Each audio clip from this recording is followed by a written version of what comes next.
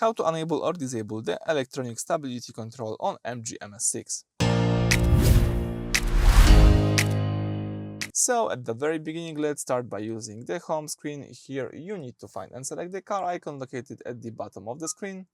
Now, as you can see, you've got access to the full menu of your driving controls.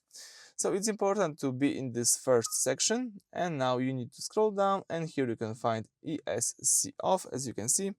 So ESC stands for Electronic Stability Control, a safety system that helps prevent the car from skidding or losing control during sharp turns.